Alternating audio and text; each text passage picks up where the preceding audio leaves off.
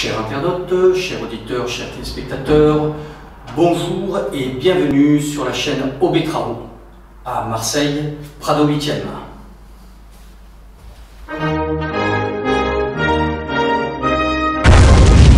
Alors nous avons l'ouvrant, hein.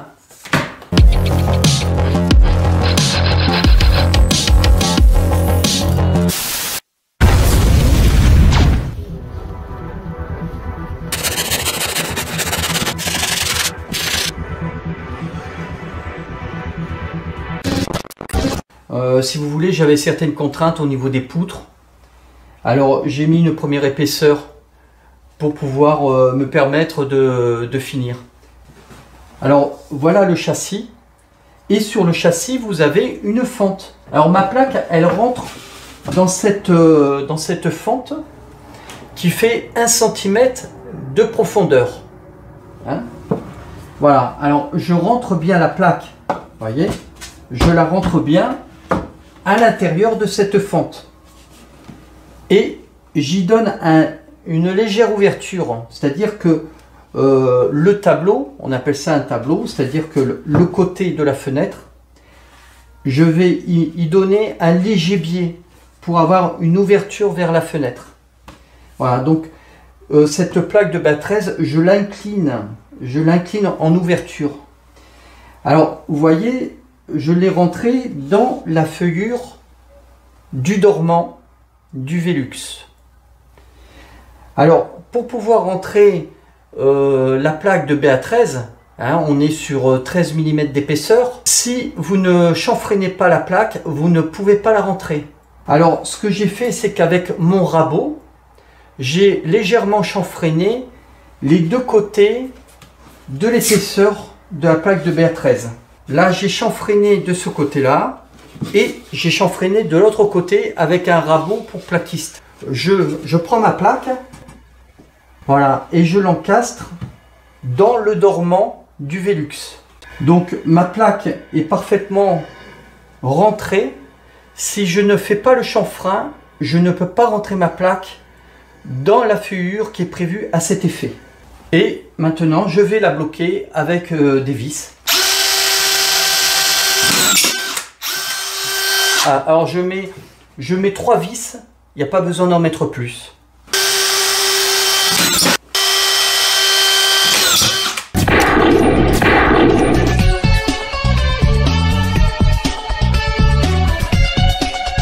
On appelle ça une scie à guichet.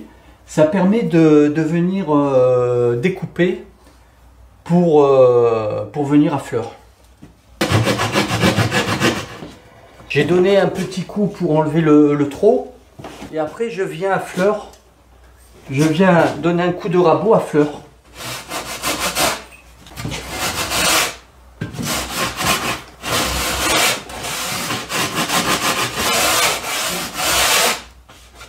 Alors, j'encastre le deuxième côté. Hein. C'est pour vous montrer. Hein. Voilà.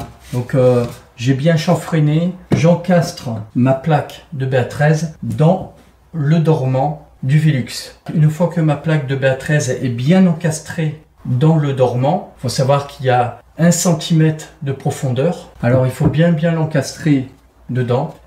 Une fois que c'est fait, hop, je peux venir pour faire ma fixation. Voilà. Là, ça ne bougera plus. Alors, je fais ma fixation sur 3 points. J'ai placé une vis au milieu et je vais en mettre une à chaque extrémité.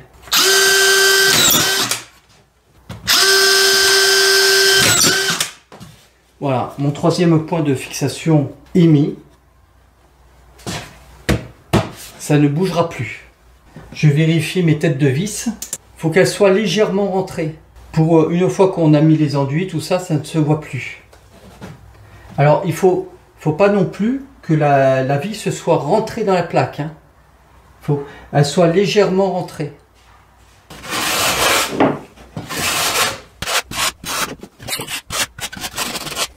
voyez? Là, je vais pouvoir maintenant mettre ma bande quand je vais faire mes joints.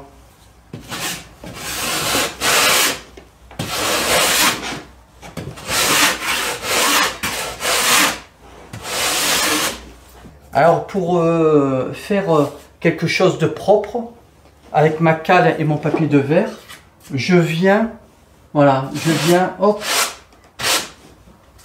donner un coup de papier de verre qui me permet de couper le carton. Vous voyez?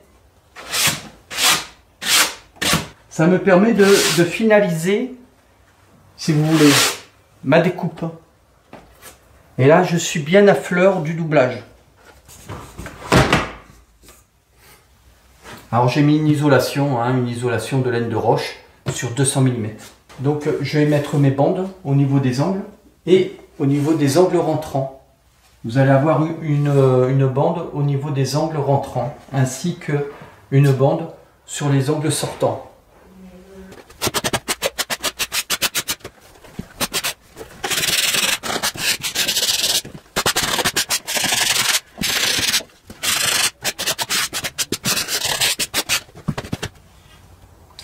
Ah, vous êtes toujours là?